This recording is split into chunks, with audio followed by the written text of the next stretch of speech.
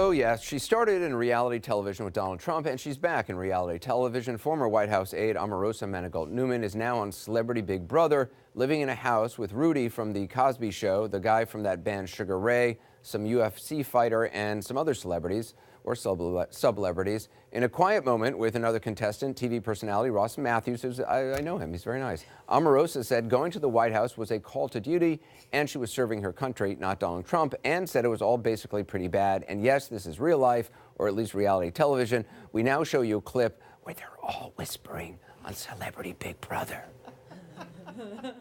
Like, I was haunted by tweets every single day. Like, what is he going to tweet next? Does anybody say to him, "What are you doing?" I mean, I tried to be that person, and then all of the people around him attacked me. It was like, keep her away from him. Don't give her access. Don't let her talk to him. And it's like, as long as their chair, it's there. If I whisper into the microphone, nobody can hear me. Kirsten, what do you think about this? It's crazy. Secretly, what's going on?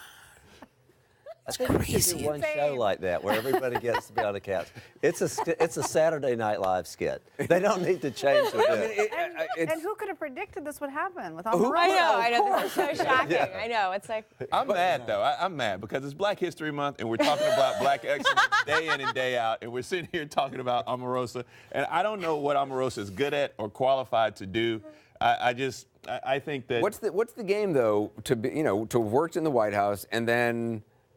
I guess betray everybody you worked in the White House with to go on the show and like speak ill of the person who gave you the job. It doesn't count as betrayal if you're whispering. It's like, it's less of a thing. This is a hot mess. She's risking her brand as an intellectual giant. Yeah. That's what worries me. I was going to say something to Omarosa's credit, but I don't have anything. But what I will say is that this is indicative of this White House, because you saw the deputy press secretary go up there today and equate working in the White House to The Apprentice and said, we fired her 3 times and now we've had to fire her again. And I guess the people who were this close to the president, where they end up is now Celebrity Big Brother, whispering in the darkness, talking about international secrets. Only the best people. We only hire the best people. But it's also interesting. I mean, what she is portraying herself, she went on to say to Ross that, she tried to stop the president from these tweets, but then the people around, got against her. Like physically? She tried to be that adult. Right. It's like she is suddenly now the central figure in the Trump White House. So if you believe any of the reporting, and actually all of the reporting, she was one of the worst culprits of individuals who would walk right in, had walk-in privileges, walk into the president, hand him an outrageous story from Breitbart, and actually fuel the tweeting that she's supposedly living and hiding from.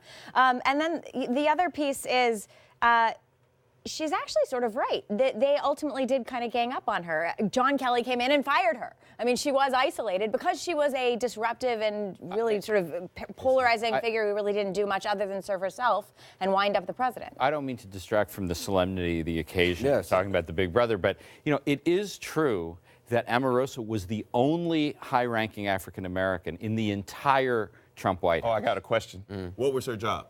It's public.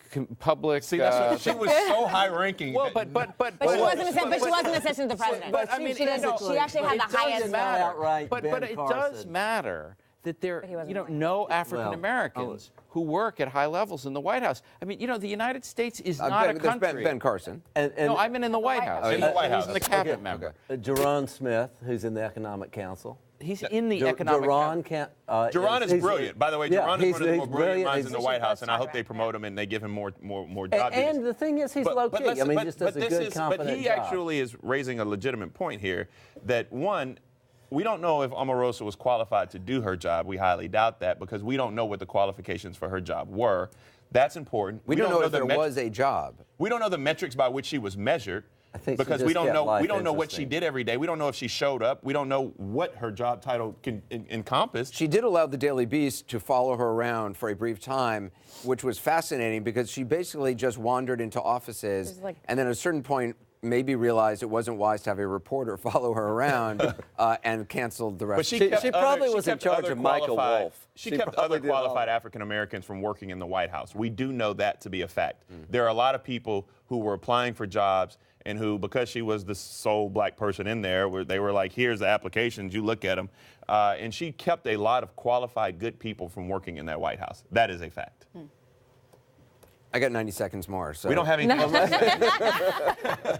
Well, I mean, just to talk about what she was saying, though, I mean, she's acting like she's there to save, America from Donald Trump, and she was begging to stay. I mean, she wasn't. It's clearly she's hoping for a book deal. I mean, because that was her first interview coming off of the job, intimating, racism or something going on, and she, I mean, that's the next step. The next step is a book deal, right? But no publisher, do not give her a deal. This is a woman who stayed with him. Charlottesville. She stays Charlottesville. I mean, if she's the only African American woman there and she stays through Charlottesville, totally supporting the president, not saying anything, where is her moral courage now?